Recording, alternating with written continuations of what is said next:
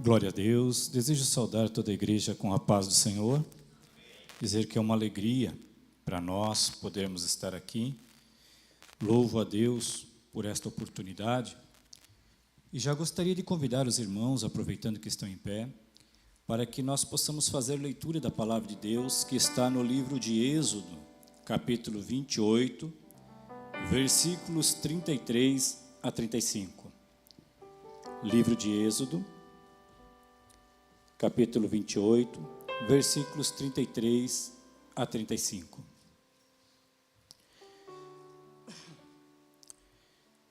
Faça romãs de fios de tecido azul, roxo e vermelho, em volta da borda do manto, intercaladas com pequenos sinos de ouro. Os sinos de ouro e as romãs se alternarão por toda a volta da borda do manto. Arão o vestirá quando ministrar. O som dos sinos será ouvido quando ele entrar no lugar santo, diante do Senhor, e quando sair, para que não morra. Amém? Os irmãos, por bondade, podem ter assento. Eu fico sempre apreensivo, cada vez que eu venho aqui na sede, e não é querer ser lisonjeiro, mas aqui estão muitos dos meus mestres, que no início da caminhada foram meus professores, meus mestres, meus pastores, e muito aprendi com eles.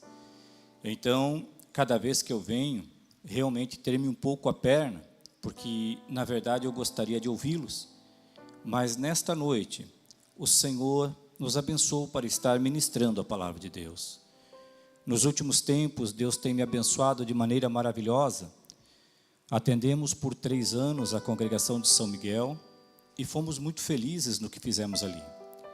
Porque houveram pastores antes de nós que semearam e cuidaram do rebanho tão amorosamente, como os saudosos pastor Antônio Nonato, Antônio Valdir Schuch, pastor Everaldo, pastor Schneider e tantos outros que já estão com o Senhor e alguns que ainda estão vivos. E a semente deles brotou maravilhosamente e no nosso tempo nós pudemos colher muitos desses frutos e fomos felizes com isto que o Senhor nos permitiu. Agora estamos há cerca de 5 meses no horto e ali também muitos pastores semearam, regaram com lágrimas, com orações, com consagrações, e Deus tem nos dado um tempo maravilhoso ali.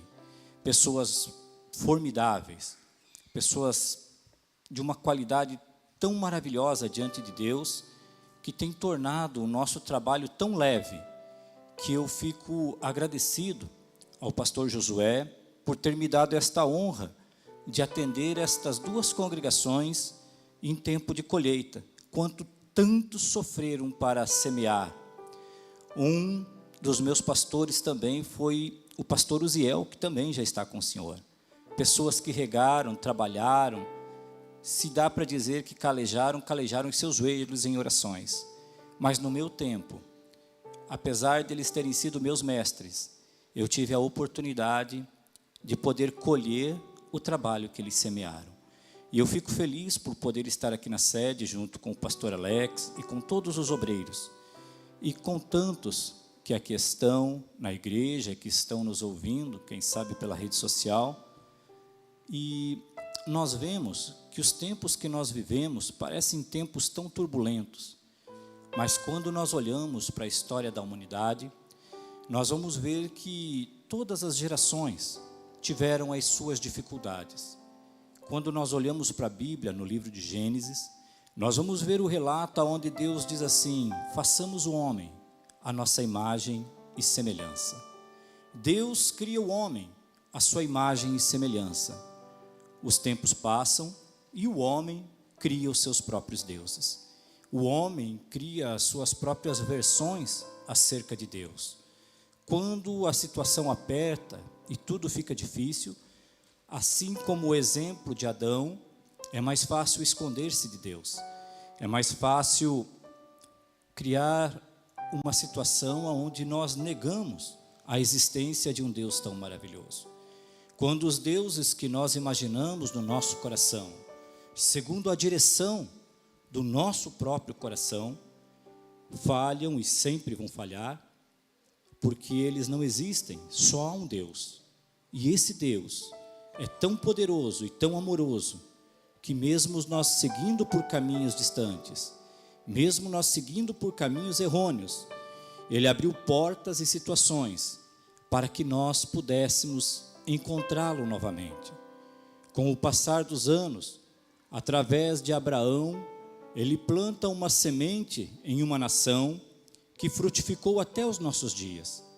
Quando nós olhamos para todas as situações que ocorreram ao longo da humanidade, nós vemos que esta semente que foi plantada através de Abraão, veio a nascer o Senhor Jesus Cristo da tribo de Judá. E através do Senhor Jesus Cristo, abre-se o tempo para os gentios, que somos nós, para fazermos parte de um povo glorioso, um povo que tem temor de Deus e que veio a ter o conhecimento deste Deus tão amoroso e de tudo aquilo que Ele tem feito em prol da humanidade. Quando nós vamos ver os tempos que estamos vivendo, nós vivemos tempos onde pessoas, elas têm criado os seus próprios deuses, elas têm feito conforme o seu coração, mas a Bíblia, quando nós olhamos para ela, ela nos diz que enganoso é o coração do homem. Toda pessoa que quando ela olha para o coração, para os sentimentos do seu coração, ela tem uma tendência muito forte ao errar ao longo da sua jornada. O nosso coração, ele se engana, porque é movido por paixões, sentimentos e projetos que nós criamos para as nossas vidas. E quando nós temos os nossos projetos puramente criados, através dos sentimentos do nosso coração, muitas vezes esse sentimento passa a ser egoísta. Muitas vezes nós não respeitamos as pessoas que estão ao nosso redor e o projeto principal, que é aquele para o qual Deus nos formou. Bom, Gilberto, mas estou aqui, Deus tem um projeto para a minha vida. Faz tão pouco tempo que eu estou na igreja, ou faz tanto tempo que eu estou, e eu não consigo mais ter a lucidez para enxergar este projeto. A Bíblia chega a nos afirmar que antes que Deus houvesse feito tudo o que era material, antes que Deus houvesse criado a terra, Ele já havia projetado cada um de nós, para os nossos tempos, para o tempo que habitamos e para tudo o que nós precisamos. Aí nós olhamos e muitas vezes perguntamos e dizemos, mas Deus não está mais me ouvindo. A Bíblia diz também, em algumas partes, que é impossível que Deus se esqueça de nós. É impossível que o Senhor vire o seu rosto e não atenda a nossa oração. Ele sempre vai atender, mas há algumas formas que Ele atende e que muitas vezes no momento nós não compreendemos. Ele respeita as nossas atitudes, Ele respeita as nossas iniciativas e respeita também muitas vezes os nossos desânimos. Mas em toda a Bíblia, Ele deixa recorrências, Ele deixa informações, Ele deixa projetos para que nós possamos estar olhando, nos baseando e possamos ter uma vida correta. Quando nós olhamos para esta passagem, nós vamos ver que Deus estabeleceu através de Moisés um sacerdócio para Arão, e esse sacerdócio, ele seria permanente e os filhos dos sacerdotes iriam sucedê-los nessa missão tão honrosa. Mas para que a pessoa chegasse a ser um sumo sacerdote, haviam algumas exigências, a começar pelas vestes. Toda a veste de um sumo sacerdote, ela tinha uma representatividade, ela tinha uma simbologia perante Deus e perante o povo. Nós vamos ver que tudo o que ali estava foi dado pelo próprio Deus. Tanto que o sacerdote, cada vez que ele entrava nos santos dos santos, ele levava inscrições em seus ombros, nos peitorais, a inscrição de cada tribo de Israel. E toda vez que ele entrava, ele intercedia por toda a nação. Ele apresentava perante o Senhor o sacrifício perfeito, para que o Senhor abradasse a sua ira e se agradasse daquele povo. Quando as vestes foram feitas, a exemplo do que eu falei, o Senhor pede para que nas barras das vestes sacerdotais fossem colocados pequenos sinetes de ouro e também romãs desenhada em tecido, para que toda vez que ele entrasse, acompanhasse o barulho das vestes sacerdotais. Quando nós olhamos, o som dos sinos indicava que o sumo sacerdote estava vivo e se movendo no lugar santíssimo, a parte mais sagrada do tabernáculo, onde a presença de Deus se manifestava. Era uma forma de aviso para que o povo e os outros sacerdotes soubessem que ele estava ministrando e que não havia morrido por alguma infração ou pureza. O som dos sinos, ele indicava que ainda estava vivo em serviço e que seu ministério era aceito por Deus. Se os sinos em algum momento parassem de tocar, isso poderia indicar que o sumo sacerdote havia morrido em decorrência de alguma impureza ou erro em seu serviço, e que uma preocupação séria dada à santidade, ou aliás, era uma preocupação séria dada ao local e à santidade do ato. A proclamação da santidade. Os sinos podiam simbolizar a proclamação ou toque da santidade do Senhor, lembrando a todos que o sumo sacerdote estava na presença de um Deus santo. O testemunho de um ministério, o som constante dos sinos, enquanto o sacerdote se movia no santuário, servia como um testemunho audível de que o serviço estava sendo realizado e que ele estava cumprindo com as responsabilidades diante de Deus em nome do povo. As romãs, com suas muitas sementes, poderiam simbolizar a fertilidade, a abundância e, para alguns intérpretes, a plenitude do ministério sacerdotal e o fruto que deveria vir da presença de Deus. A abundância de frutificação, a romã é uma fruta, além de muito saborosa, que possui muitos frutos, e ela tem uma facilidade de frutificar, as suas sementes frutificam muito rápido. A vitalidade, dado a sua suculência e a quantidade de sementes, a romã também pode evocar a ideia de vida e vitalidade, atributos que Deus concedia ao seu povo através da vida sacerdotal. Santidade e beleza. As romãs eram fios coloridos, azul, púrpura e carmesim, o que lhes conferia beleza e dignidade, refletindo a santidade e a glória do ofício sacerdotal. Em resumo, tanto as romãs quanto os sinos nas vestes sacerdotais apontavam para a santidade do ofício e a importância da mediação entre Deus e o homem, e a necessidade de pureza e obediência a Deus. Eles eram elementos visuais e audíveis que reforçavam a reverência e a seriedade do ministério sacerdotal. Meus irmãos, quando nós olhamos para estas referências sobre a situação ou a necessidade desses sinetes e das romãs, nós olhamos para algo mais profundo na vida do sacerdote. O sacerdote, ele não entrava no templo para se santificar. Ele não chegava ao momento de entrar no templo e lá ele iria se santificar.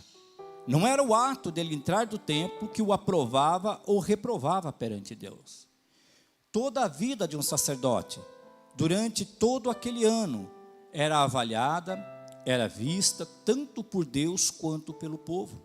O sacerdote entrava no lugar santíssimo apenas uma vez por ano, para expiar as culpas e oferecer o sacrifício agradável a Deus por toda a nação de Israel. Mas enquanto ele não entrava neste lugar, a sua vida deveria ser impecável.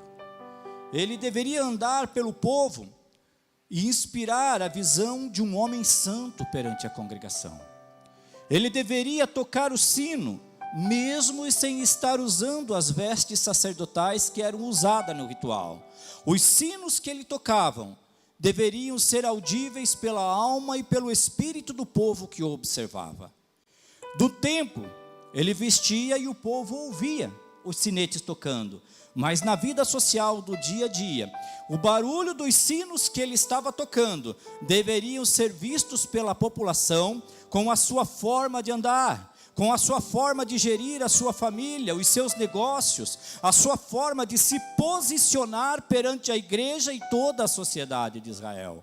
Ele não poderia esperar o último dia para se santificar perante o Senhor. Ele não poderia esperar o último momento para dar um bom testemunho. Ou seja, não adiantava para ele subir em cima do púlpito e evocar santidade. Ele tinha que chegar em cima do púlpito ou no lugar santíssimo em santidade. Ele tinha que ter uma trajetória de santidade. Ele tinha que ter uma trajetória aonde a sua vida demonstrasse que ele tinha frutos dignos de realmente ser o sumo sacerdote, a pessoa indicada para que pudesse oferecer os sacrifícios, a pessoa indicada que era de confiança e que fazia a mediação entre os homens e Deus. Quando nós olhamos, nós vemos os dias de hoje, nós vemos situações tão difíceis, meus irmãos, porque o sacerdote, ele tinha que conhecer a lei, ele tinha que conhecer a Torá, e ele tinha que ministrar conforme a lei determinava, ele tinha que viver conforme a lei determinava, ele tinha que andar perante o povo conforme a lei determinava. Para tanto, era necessário que ele conhecesse e tivesse também intimidade com Deus, que ele conhecesse e também tivesse intimidade com a palavra de Deus. Quando nós olhamos para os dias de hoje, nós vemos tantas situações que às vezes eu fico pasmado de estar olhando.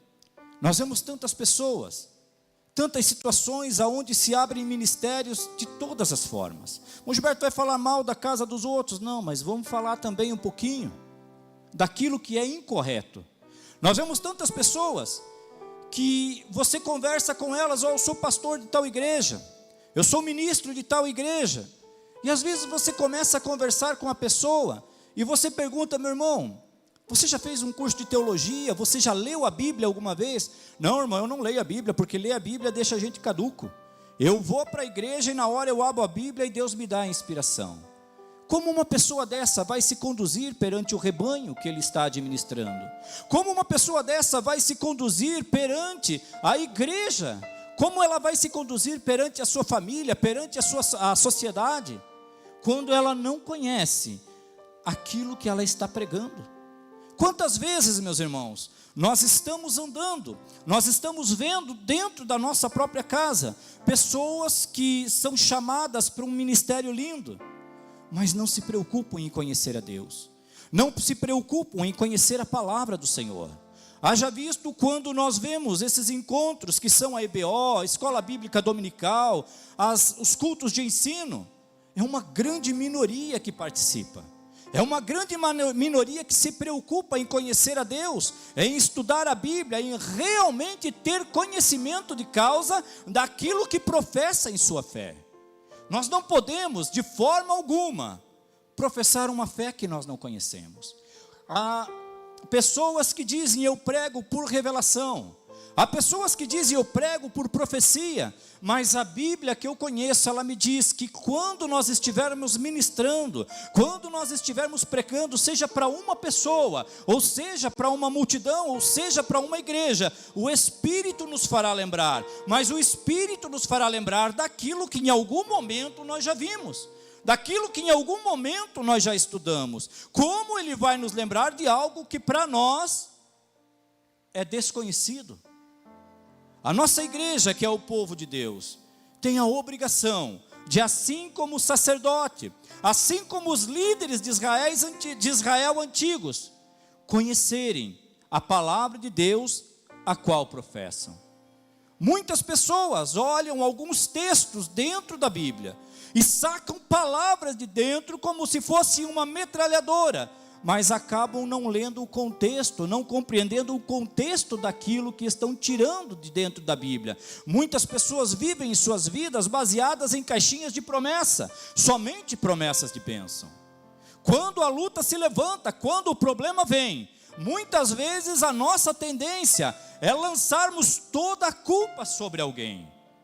Em todos os ambientes de trabalho, em todos os ambientes sociais, nós temos comumente a tendência de aderirmos ou jogarmos a culpa de qualquer problema para alguém. Alguém é o culpado pelo problema que aconteceu.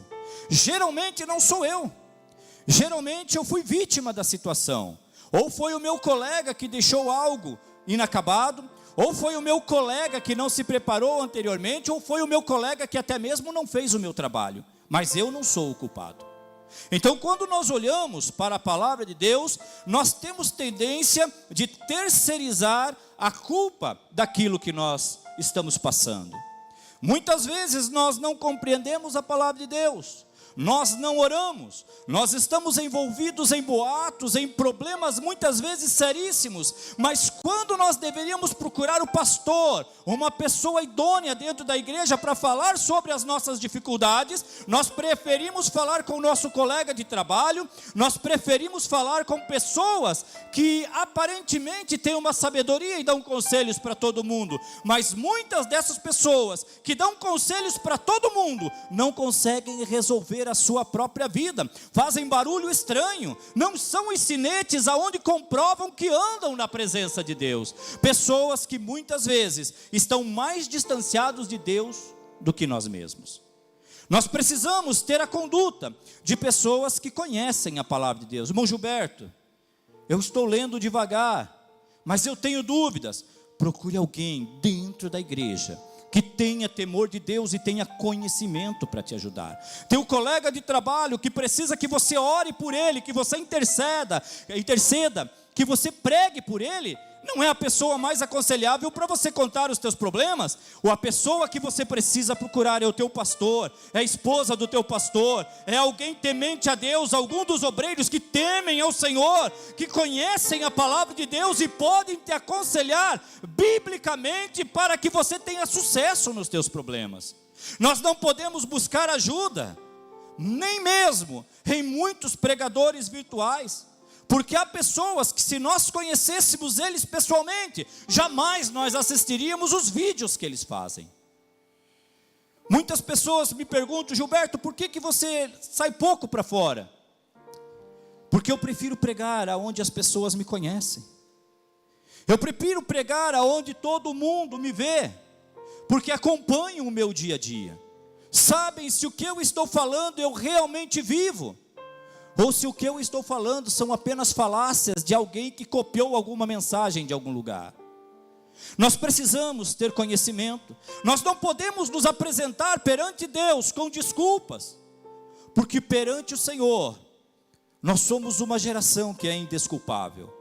Mas Gilberto, nós tivemos muitas gerações, mas nós temos a tecnologia a nosso favor. Nós temos os acontecimentos históricos ao nosso favor. Nós temos os acontecimentos que estão acontecendo agora em nosso favor, testemunhando a palavra de Deus e nos dizendo que Jesus está voltando, nos dizendo que Jesus está vindo, e é necessário que nós nos preparemos para essa volta do Senhor que é iminente. Quando nós olhamos, nós vemos que o sacerdote precisaria produzir frutos daquilo que ele está fazendo. O sacerdote, sem dúvida nenhuma, ele deveria demonstrar os frutos daquilo que ele estava andando e as vestes que ele representava. Ele deveria apresentar frutos diante do Senhor, mas ele deveria apresentar frutos diante da sociedade. Ele teria que ser completo. Ele não poderia só ter barulho. Ele não poderia só ter os sinetes tocando. Ele não poderia ser uma pessoa estrondosa em seus movimentos, se não tivesse frutos para comprovar que o barulho era verdadeiro, ou que o barulho estava sendo apenas lata vazia. Os frutos é quem falam quem nós somos realmente. Quando nós falamos muito, mas não temos frutos para apresentar, o nosso barulho, ele é vazio. Eu lembro-me de uma situação, não vou tentar falar o nome, mas houve, e já falei algumas vezes no curso de teologia, um certo pregador que, na formatura de uma turma, ele começou a ministrar a sua palavra muito forte, uma mensagem muito bem elaborada. E enquanto ele ministrava, em um determinado momento ele se levanta e diz assim: olha, vocês estão me entendendo? Vocês estão me ouvindo? E em meio à plateia, alguém levanta a sua mão e diz: olha, me desculpe, mas eu não consigo lhe ouvir. E ele começa a pregar novamente com mais ímpeto, com mais força, com mais autoridade ainda. E chega no momento, ele olha com um certo olhar para aquele moço, e agora? Consegue me ouvir? Ele disse, me desculpe, mas ainda não consigo ouvir o Senhor. Ainda está difícil de lhe ouvir. E então aquele homem começa a gritar, literalmente gritar dentro daquela plateia. Incomodado, porque uma pessoa não estava lhe ouvindo. E quando ele vai novamente até uma certa parte do seu discurso, ele olha para aquele moço e diz, e agora, me ouviu? E aquele homem se levanta de pé e diz, não, desculpe, eu acho que o Senhor não está me entendendo. Eu escuto as suas palavras, o Senhor nem precisava ter gritado. O que eu não compreendo e não consigo lhe ouvir, é que as suas palavras, elas não condizem com a vida que o Senhor vive. A sua vida é uma, as suas palavras são muito belas, mas o seu modo de viver não condiz com o seu discurso. Nós precisamos produzir frutos de forma que o nosso discurso seja um discurso que cause barulho, aonde toque a alma, toque o espírito das pessoas. Nós precisamos ter uma conduta no nosso trabalho. Nós não podemos simplesmente sair por aí tocando sinos. Nós precisamos tocar sinos e ter frutos para apresentar. Geralmente nós estamos à frente de funções e muitas vezes nós atribuímos a falta de êxito nas funções que nós exercemos novamente a terceiros. Mas nós esquecemos que muitas vezes nós não tiramos o tempo de oração necessário. Nós não tiramos o tempo de ensaio necessário. Aqui estão músicos que sabem que se não tiverem o tempo correto de ensaio, de estudo, aonde eles trabalham a harmonização das vozes e instrumentos, não sai nada como deveria ser. Então é necessário, muitas vezes, no trabalho que nós temos, planejamento. Trabalhei em uma empresa, onde eu aprendi que de toda a tarefa que nós realizamos, 70% do tempo deve ser gasto em planejamento. Porque quando nós planejamos bem o que vamos fazer, nós executamos com perfeição, sem ter a necessidade de retrabalhos. Muitas vezes nós executamos as nossas funções dentro da igreja, no nosso trabalho, até mesmo nas nossas casas, apenas no susto, como a gente diz, só como reação do que está acontecendo. Nós não planejamos a nossa vida, nós não planejamos o nosso ministério, nós não planejamos o que precisamos fazer, e então quando acontecem os fatos, nós apenas reagimos. E quando nós olhamos para isso, nós atribuímos geralmente a culpa a um ser muito conhecido. Nós atribuímos a culpa do nosso fracasso ao diabo. É muito fácil eu terceirizar e dizer, o diabo se levantou contra mim. Às vezes o diabo não está nem aí comigo, porque eu nem ofereço resistência para ele. O diabo não tem nem por que me preocupar, porque ao invés de eu estar trabalhando contra ele, eu estou trabalhando a favor dele. Então ele diz, não, pode ficar tranquilo, eu nem preciso te ajudar para você fracassar na vida. Você faz isso muito bem sozinho. Nós precisamos realmente planejar as nossas vidas, tanto familiar, quanto financeira, mas principalmente espiritualmente, de forma que nós sejamos eficientes naquilo que nós fazemos. Nós precisamos viver a nossa vida de forma a produzir frutos. Nós conhecemos uma pessoa pelos frutos que ela produz. Eu posso bater no peito a quantia que eu quiser, eu sou bom, eu prego bem, eu faço bem isso, eu faço bem aquilo, mas se a pessoa não ver na minha vida os frutos do Espírito Santo, é sinal que eu não estou no caminho certo. Irmão Gilberto, mas que frutos são esses? Na verdade, é o fruto do Espírito Santo, com várias particularidades, ou vários gomos, ou várias características de um mesmo fruto.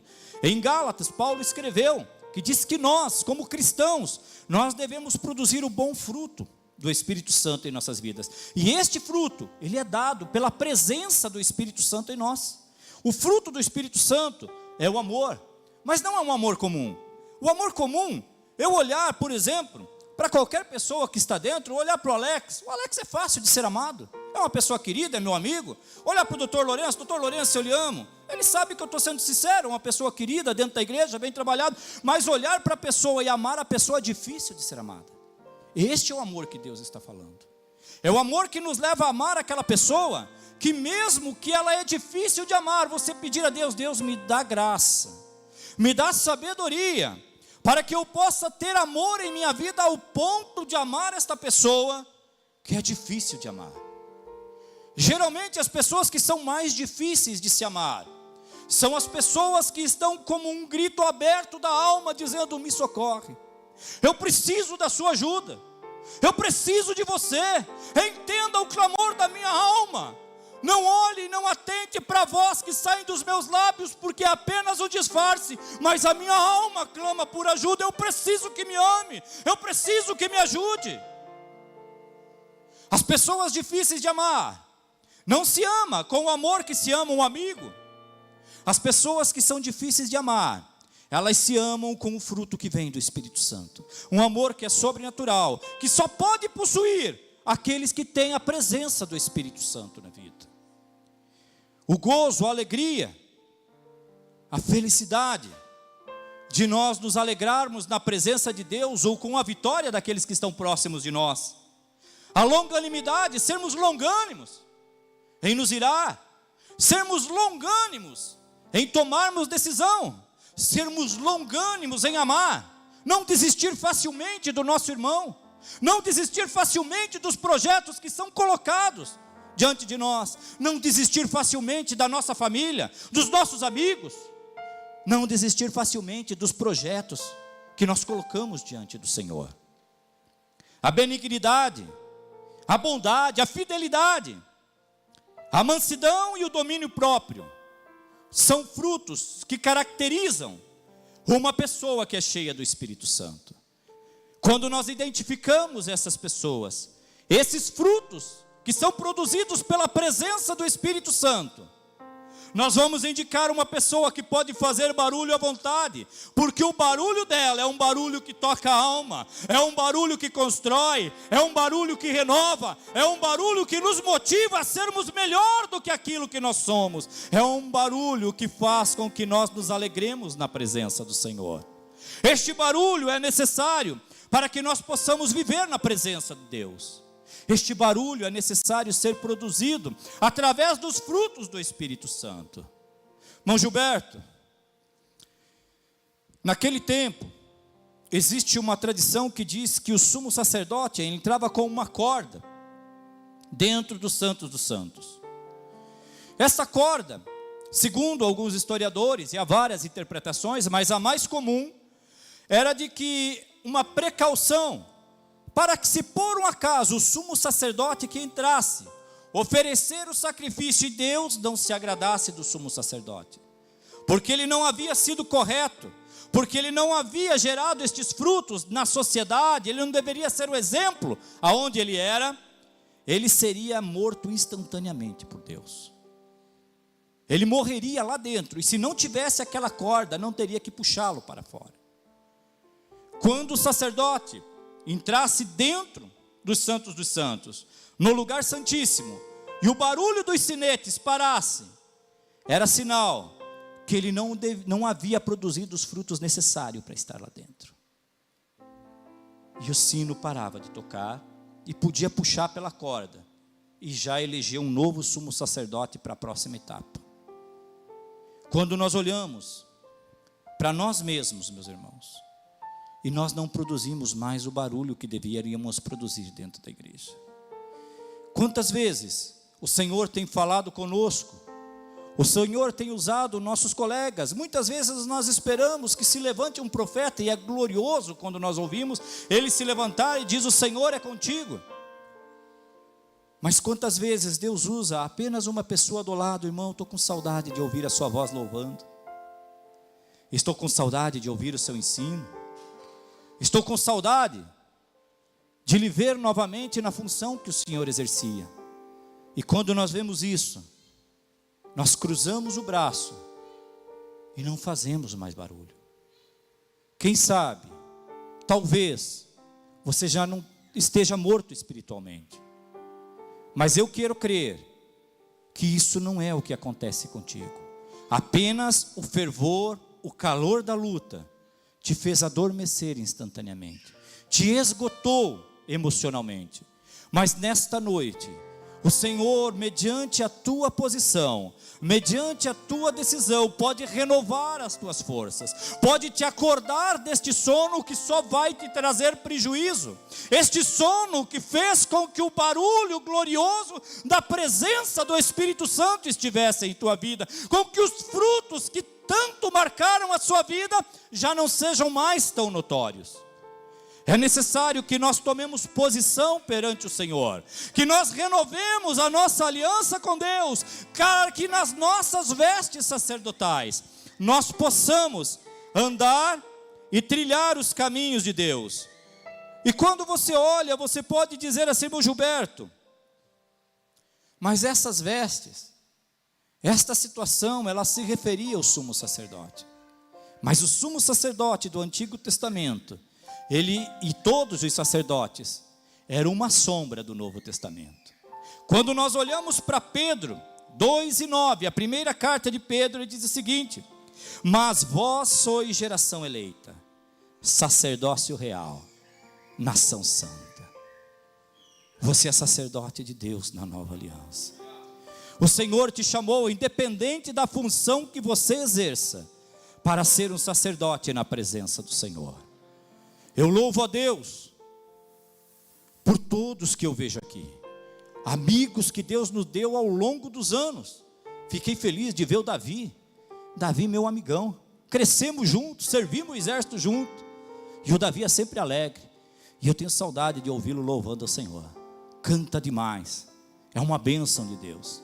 Eu louvo a Deus por tantos que nós vemos, tantas vozes que ao longo do tempo pelas batalhas foram silenciadas, mas que é necessário que nós nos levantemos nestes últimos tempos. O Senhor tem deixado claro, tem anunciado forte que Ele está voltando. É necessário que nós nos coloquemos de pé, que nós voltemos com força nova, renovados, fortalecidos, porque o Senhor conta contigo. O Senhor traçou um projeto para a sua vida desde antes da fundação da terra. Irmão Gilberto, mas eu me entristeci tanto, as lutas foram tão grandes, você não me conhece. Eu sei, meus irmãos, cada um tem a sua batalha, cada um tem a sua luta, e quem sabe se eu estivesse na sua posição, eu não estaria aqui pregando hoje, porque eu não resistiria às lutas pelas quais você passou.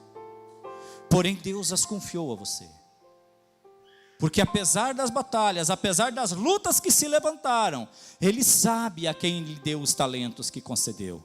A um Ele deu 5, e granjeou, e lutou, e batalhou, e venceu, e foi chamado de servo bom e fiel.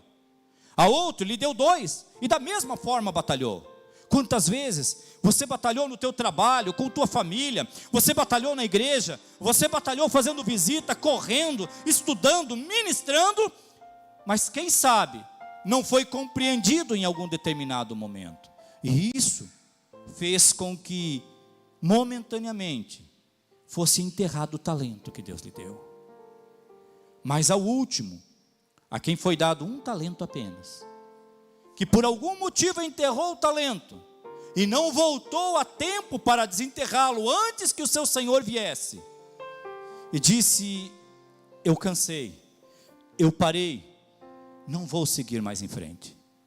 Quando veio, o Senhor o pegou de surpresa, olhou para aquela situação e disse: olha, o que você fez? Eu enterrei o talento que o Senhor me deu. Eu cansei, eu lutei, em outras palavras, eu desanimei com tantas batalhas.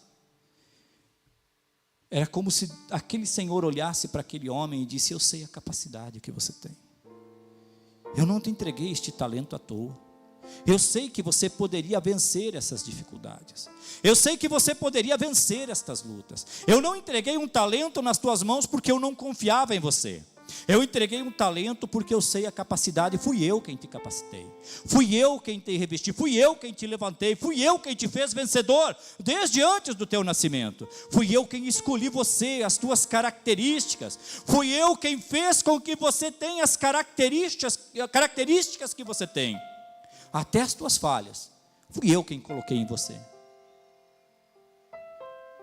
Você tem capacidade, você sabe que tem, mas preferiu enterrar o seu talento. Você preferiu desistir ao longo da estrada. Você não confiou na minha capacitação. Você não confiou que eu pudesse suprir o que era necessário para você. Como você não confiou, desistiu, esqueceu-se de mim, que eu poderia lhe ajudar, que eu poderia lhe socorrer. Amarre em pés e mãos. O teu lugar não é comigo. O teu lugar é no lago de fogo. E isto, meus irmãos, este talento não foi dado a pessoas que ainda não se converteram. Foi dado a pessoas que estão aqui. Foi dado a você. Foi dado a mim. Para mim não é fácil, todos os dias, às vezes até 3 vezes por dia, eu atravesso a cidade e vou até no horto para atender aquela congregação. Mas pense uma congregação abençoada. Às vezes quando eu penso em reclamar, eu paro, digo, Deus, está corrido. E eu penso em me sentar e eu lembro desta parábola dos talentos. E eu lembro que o meu lugar de descanso não é aqui. Eu lembro que eu posso fazer o mínimo. Porque esse tempo, assim como eu tive no São Miguel, vai passar. O meu tempo ali vai passar. O nosso tempo aqui vai passar. Mas eu quero me apresentar perante o Senhor e ouvir a voz dele dizendo: vinde, servo bom e fiel, tomai por herança o que está te preparado desde a fundação da terra. O Senhor tem coisas gloriosas para você. Deus não te escolheu à toa. Mesmo nas tuas batalhas, o Senhor sempre esteve contigo. Mesmo nas piores lutas, Deus te fez vencedor. Mesmo em tudo que você não compreendeu, a presença do Senhor estava contigo. O Senhor te ama como você nem tem ideia. O Senhor te ama com um amor que nós não podemos explicar com palavras humanas. O Senhor te escolheu porque tem muita coisa para ser feita. O nosso lugar de descanso está nos esperando. E será muito breve este lugar, este tempo que nós nos apresentaremos. Põe esforço, esforce-te, produza barulho, acompanhado dos frutos que você pode produzir, e produza muito barulho nesta terra, que nós possamos produzir um barulho ensurdecedor, ao ponto de fazer com que a terra seja abalada pelo barulho que nós cometemos. O Senhor te chama a fazer barulho, o Senhor te chama a adentrar aos santos dos santos, e ser uma nova pessoa, ser renovada, ser fortalecida pelo Senhor. Com todo respeito, eu gostaria de te convidar a estar em pé.